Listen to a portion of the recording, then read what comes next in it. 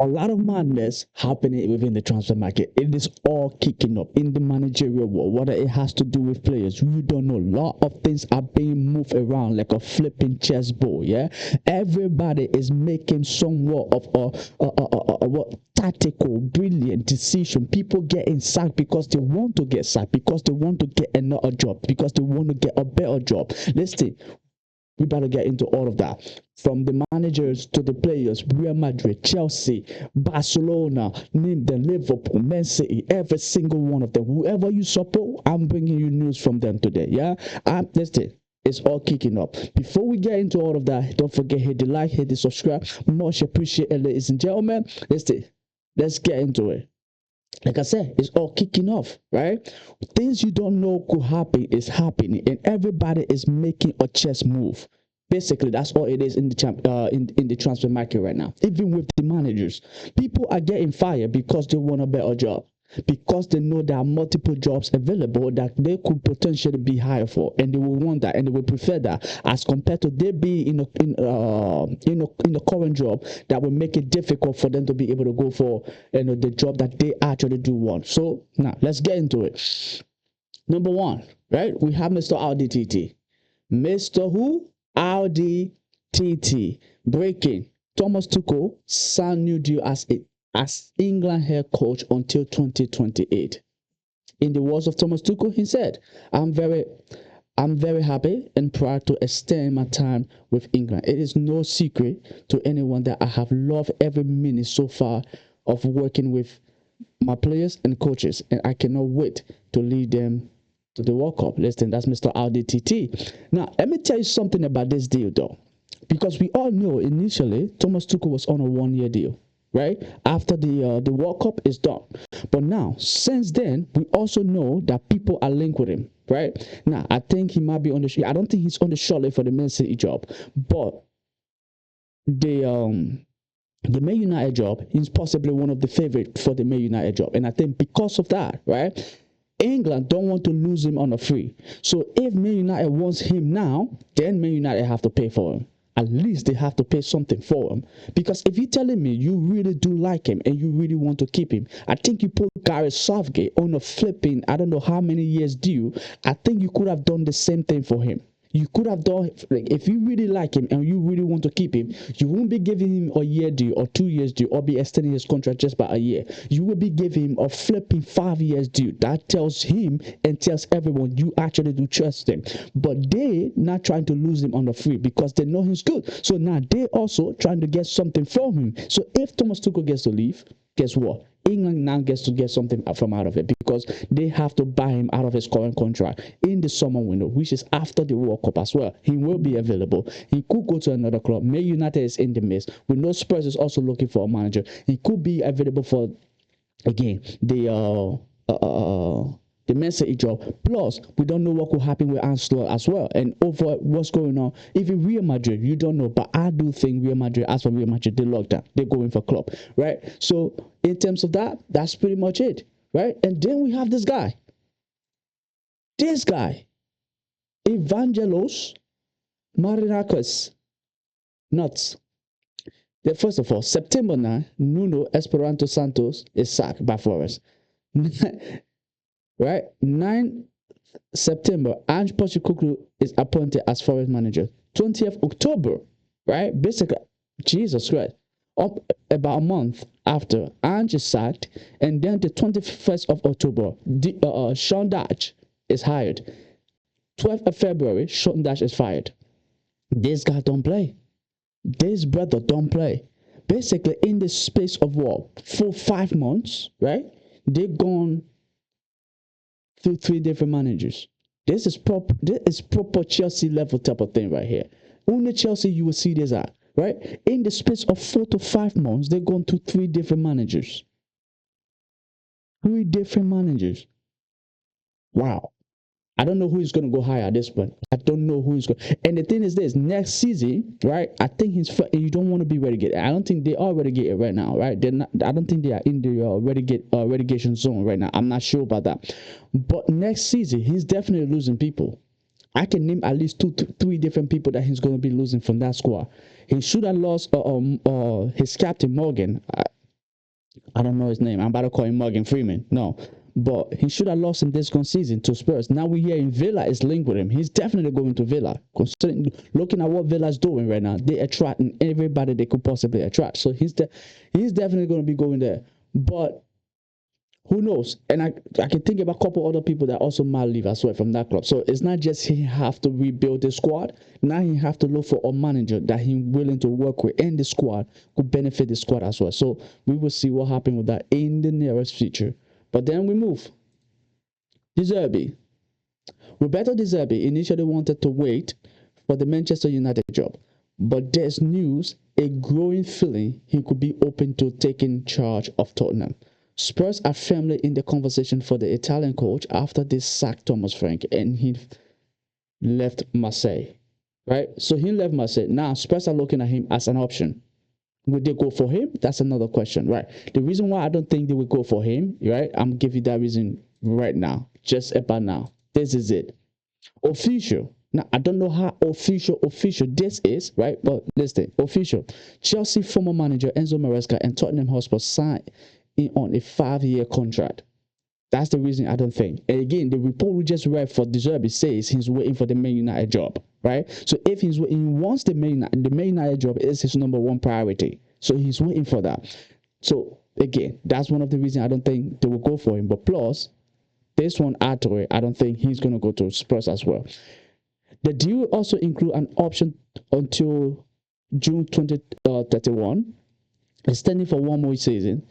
6 staff members also joined from CFC, as Spurs will pay a compensation fee exceeding 20 million, my bad.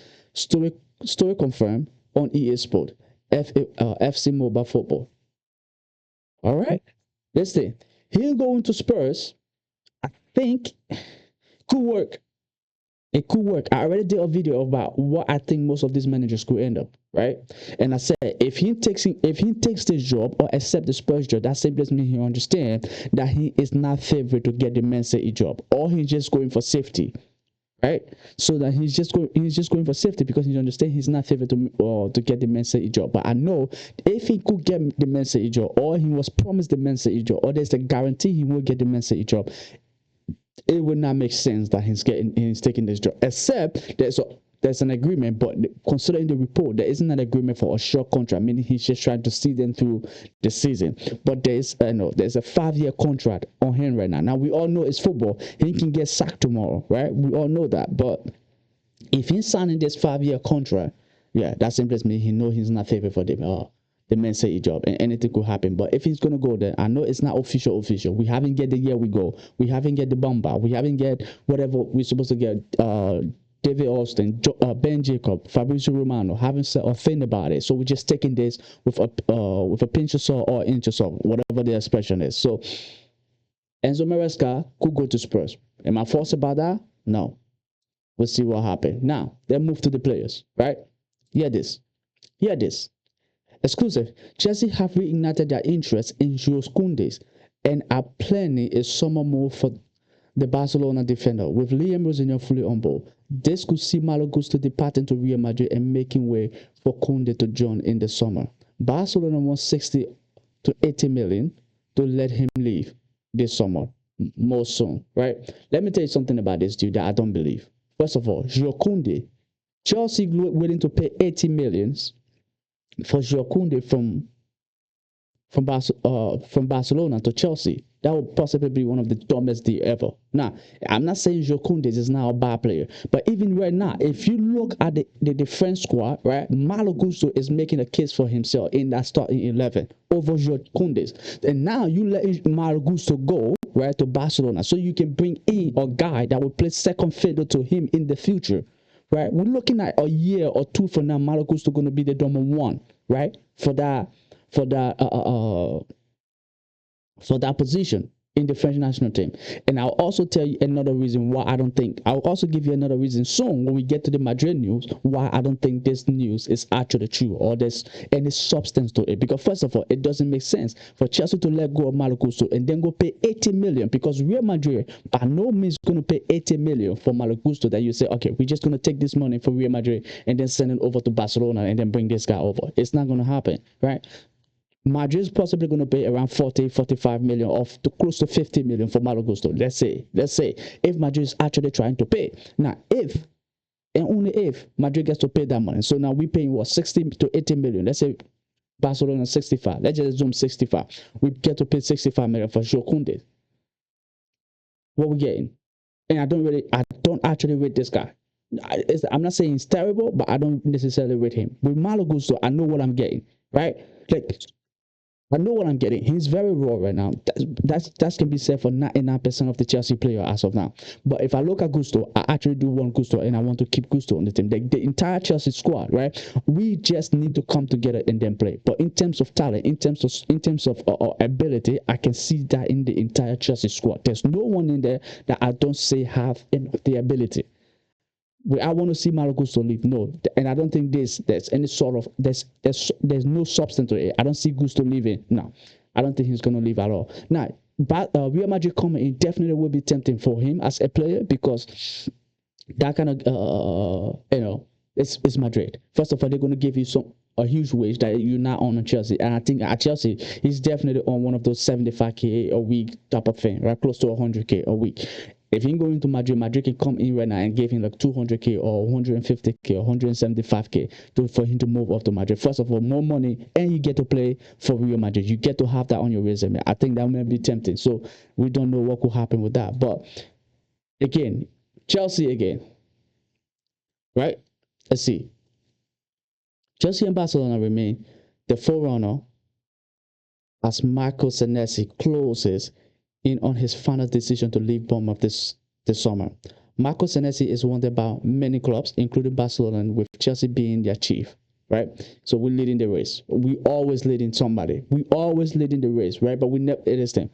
We're going to lead this way, and at the end of it, we're going to go get a 19 years old from I don't know, from flipping, what's it called? Uganda, yeah? We're going to get a 19 years old from Uganda. Internally at Chelsea, Jacobo Ramon is also emerging as a strong name on their defensive shortlist. It's understood CSC are now fully backing Liam Rosinha to identify and target the experienced defender he wants to bring in the summer. Senesi and Jacobo Ramon currently top the list. More to come, or more soon. I say more to come. They say more soon, right? But let's see. Senesi, what he's doing at Bournemouth, good, right? I haven't watched enough of him here to be able to go, okay, we want him, bring him, I'll take him right now, today, no question asked. No, I haven't watched enough of him to be able to say that.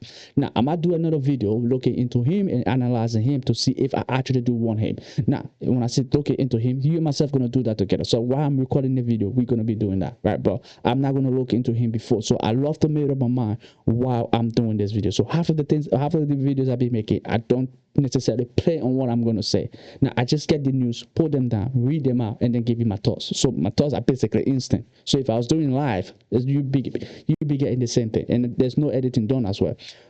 But him, I don't know much about him, but the fact that Chelsea is linked with him, again, there could be substance there. Again, we were linked with Decisive, we were linked with Badeshi, and we got them. So I don't know. I cannot say the same for him as well. Like I said, I don't know much about him, and even the Jacobo Ramonga, I don't know nothing about him either, right? So I might do videos looking into them. So watch out for that. But we'll see what happens. I know we're looking for a defender, especially an experienced one. Now, there is the Bastoni that is still roaming around. Nobody have touched yet, right? He's still out there. I'm just saying, Chelsea, if you decide to do something, there is Bastoni. There's a guy called Bastoni, right? Still out there, if you decide, right? Now, let's move to Saudi. What's going on at Saudi, right? Exclusive. Al Nassr have offered Cristiano Ronaldo to several Premier League clubs for a 40 million fee ahead of next season. It is understood that 3 clubs have already turned down their approach, but the Saudis are still actively pushing to offload him, with Sporting Lisbon very keen to secure his signature, right? Now, you read it, or you heard me read it, right? I don't think any Premier League club's going to afford him. First of all, I don't think anyone in the Big Six want Cristiano Ronaldo. I'm not saying this to say anything bad about the man, right? He's my goat. He's my legend. He's my guy, yeah? He is my guy.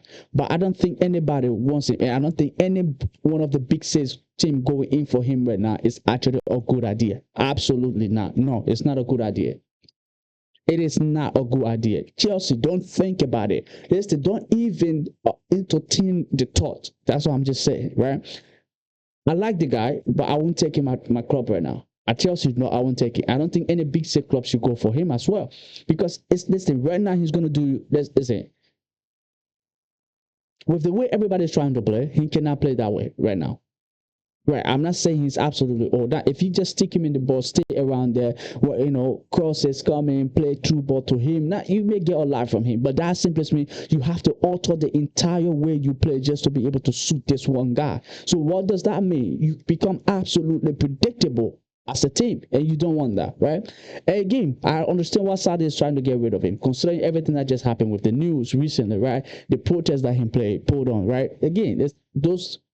I understand why he's trying to, they're trying to get rid of it, right? So I get that, and I get that, and I get that, right? Now, let's go at Madrid, right? Let's see what's happening there. Breaking. Report in Spain claim Arda Güler has been facing difficulties at Real Madrid with allegation of dressing room bullying and poor treatment from some teammates. The situation is said to be causing concern around the young midfielder development and well-being at the club. Listen, if anyone in Madrid is bullying him, get rid of it. Now, Jude Bellingham, I don't know. I'll be calling his name. If anybody will be doing this, I don't know who exactly it is. If anybody will be doing it, the only person I can think about is Jude Bellingham. Jude Bellingham, leave the man alone. Right? This is a why I'm just coming out. I'm going us, right, with it. But I know there could be other people. And looking at the kind of person Arda Güler is, he seems like a more reserved person that don't really say much, that don't really talk, keep his feeling, his thoughts and everything to himself. And with those type of people, it's easy for other people to be able to come out and say whatever they want to say. It's just kind of yell at them because they feel like they can, right? And Jude Bellingham having that more of a dominant presence, maybe it could be that. And not just him, there are other people in the Madrid dressing room that could also do that. They said that people, right? It didn't say one person. So I'm just saying Jude Bellingham, again, it's don't get whatever, but I think they need to stop with that, right? Maybe that's what club is asking for him to leave. And now it's not just club, but he's going to have a general manager at his club and at his country. And now the both of them don't seem to like him. So Jude Bellingham have to put his stuff together as well. Now it's not about him, but if whoever that is bullying Arda Güler, you have to put an end to it. Listen, he's a brilliant talent. You want him at his best. You want him performing day in, day out. You don't want anything that's not good enough. Because I don't think if they sell him, they will regret. If they sell him, they will regret. And I know they have the guy from Como coming in as well to be able to play in that 10 role. So that's good news for Madrid. And I know Madrid will definitely get him, right? But we'll see. Maybe that will be one of the reasons to get rid of Jude Bellingham as well, because that guy can play in the 10 position. And now, what do you need Bellingham for? If you already have somebody that can play there, and you also have Arda Güler that could potentially play there, and then you have Valverde that could play there, you just sell Bellingham, get money, and be able to fund what you're trying to do. Again, this is just me going nuts, right? If I'm Florentino Perez, that's what I'll be doing. But I'm just saying, because if you sell him right now, you're getting at least 180 million or 100 and something million for him. Who knows, right? We'll see what will happen. Maybe Liverpool might come in for him. Maybe Man City might come in for him. Maybe even Chelsea might decide to come in for him. You never know. Or you get Fernandes. Like I said, I've been suggesting put Jude Bellingham instead of Camavinga, and you will get Fernandes. What you want, and we get Jude Bellingham. Listen, I don't think it will work because he could cause problem for Liam Rosenau as well with his attitude. But if Madrid wants to get rid of him, that would be one of the ways to do it. We stay in Madrid, and this might be, right, the last news I show you. Exclusive. Everybody's coming up with an exclusive, right? Real Madrid have not really entered the market vigorously for a right back in the past transfer market because of the Hakimi factor. Okay? The player has already informed those at the club that he will return where it all started one day. Kylian Mbappe being at Real Madrid also increased the chances of a potential move happening in the near future. Is it? Yeah. He wanting to go to Madrid, I can't blame him for that. First of all, it's Madrid. Who doesn't want to go there, right? One of the best team on the planet, the greatest, I think one of the greatest team in football history, right?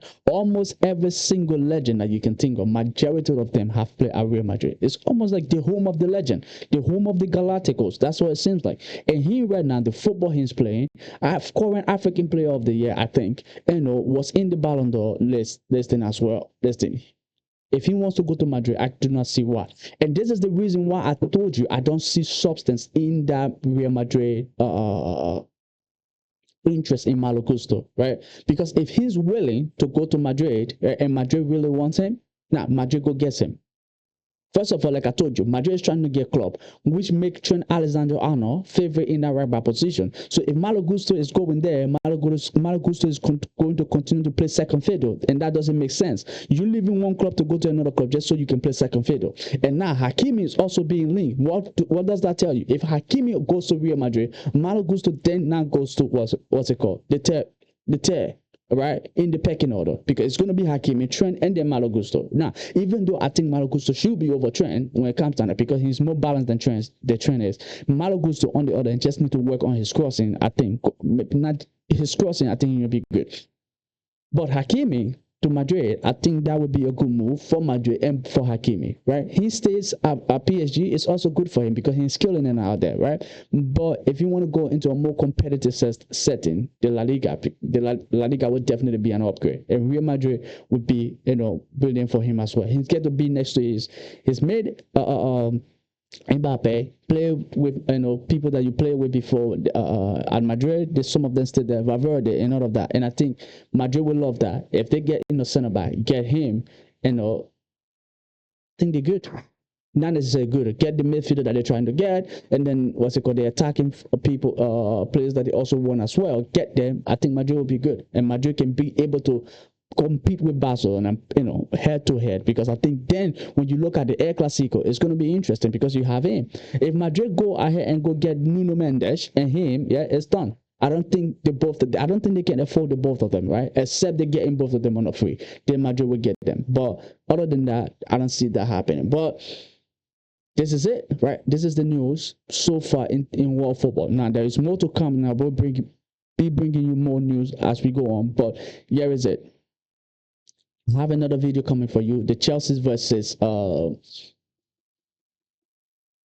City, or Hull City versus Chelsea preview. I'm bringing that right after this one, so stay tuned for that. Don't go anywhere, and I might be doing a live as well. But I think the Madrid game today, or Barcelona game today. I'm not sure which one, but I know I'm doing a live for La Liga game today. So keep your eye peeled for that. Much appreciated, ladies and gentlemen. Thank you very much. See you in the next video. Adios, amigo.